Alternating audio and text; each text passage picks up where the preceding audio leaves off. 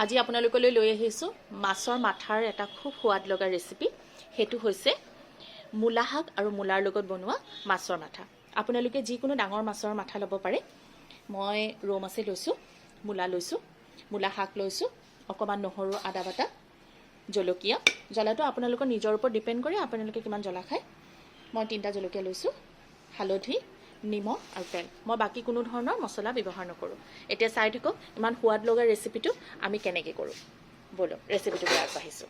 প্ৰথমে মই মাছৰ মাথাকেইটা নিমখ হালধি সানি ভাজি ল'ম আৰু শাকখিনিও কাটি ল'ম, মূলাখিনিও কাটি ল'ম আৰু আপোনালোকক দেখুৱাই থাকিম। মাছৰ মাথাত নিমখ হালধি দি মই এনেকৈ ভাজি আছোঁ। এতিয়া মই অকণমান এনেকৈ ভাঙি দিম অলপমান, আৰু সিজিবলৈ বাকী আছে। এতিয়া ইয়াতে মই দি দিম ছাইডতে অকণমান পাঁচফোৰণ,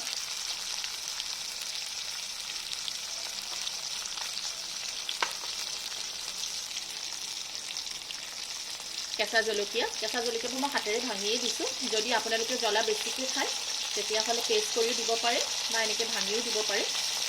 আৰু ইয়াতে মই দি দিম নহৰু, আদা বাটা। তেতিয়া মাছৰ মাথাৰ এটা যে গোন্ধ থাকে, সেই গোন্ধটো নাইকিয়া হৈ যাব। ইয়াতে মই দি দিম জোখৰ নিমখ আৰু হালধি। মই আধা চামুচমান নিমখ দিছোঁ, যিহেতু মাছৰ মাথাটোত অকণমান নিমখ দিছোঁৱেই। আৰু দিম অকণমান হালধি, যিহেতু শাক ভাজিত বহুত বেছি হালধিৰো দৰকাৰ নাই। অকণমান হালধি দি দিছোঁ। এতিয়া মই এইখিনি ভালকৈ মিক্স কৰি ল'ম, ভাঙি দিম যিমান পাৰোঁ।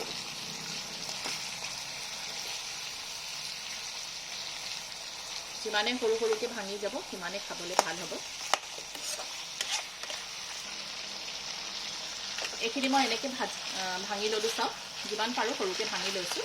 আৰু এতিয়া ইয়াৰ ওপৰত মই এনেকৈ কাটি থোৱা মূলা শাক আৰু মূলাবোৰ এনেকৈ মই সৰুকৈ কাটি লৈছোঁ, আৰু মূলা শাকবোৰ বৰ বেছি মিহি কৰা নাই। এতিয়া মই এইখিনি ইয়াৰ ওপৰতে দি দিম।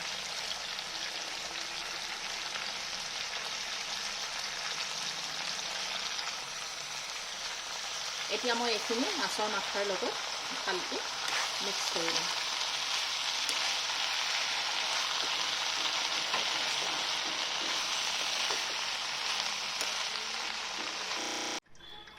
এইখিনি মই খুব ভালকৈ মিক্স কৰি ল'লোঁ, যিহেতু মই হাই ফ্লেমতে ৰাখিছোঁ। এতিয়া কিন্তু মই ইয়াৰ ওপৰত ঢাকন মাৰি নিদিওঁ, কাৰণ ঢাকন মাৰি দিলে এই শাকৰ যে খুব ধুনীয়া সেউজীয়া ৰংটো, সেইটো ক'লা হৈ যাব, দেখিবলৈ বেয়া লাগিব। এনেকৈ মই সিজিবৰ কাৰণে দিম প্ৰায় 5-10 মিনিট। তাৰপিছত আপোনালোকক দেখুৱাম যে এইখিনি কেনেকুৱা হৈছে। প্ৰায় 10 মিনিটমানৰ পিছত চাওক এইখিনি কি ধুনীয়া হৈ গ'ল। শাকো খুব ধুনীয়াকৈ সিজি গ'ল, মূলাও সিজিলে, মাছৰ মাথাও খুব ধুনীয়াকৈ সিজি গ'ল। আৰু অকণমান সময় লাগিব, আৰু 1-2 মিনিট সময় লাগিব। তাৰপিছত এইখিনি হৈ যাব। আপোনালোকে চাই থাকক। মূলা শাকেৰে বনোৱা মাছৰ মাথাৰ এই ৰেচিপিটো হৈ গ'ল। খাবলৈ খুব ভাল হয়। আপোনালোকে এনেকৈ বনাই খাই চাব আৰু মোক কমেণ্টৰ মাধ্যমত জনাব যে আপোনালোকে কেনেকুৱা পালে। মোৰ চেনেলটো কেনেকৈ মৰম দি যাব, আগুৱাই যাবৰ কাৰণে। পুনৰ লগ পাম। আজিলৈ আহিছোঁ। ধন্যবাদ।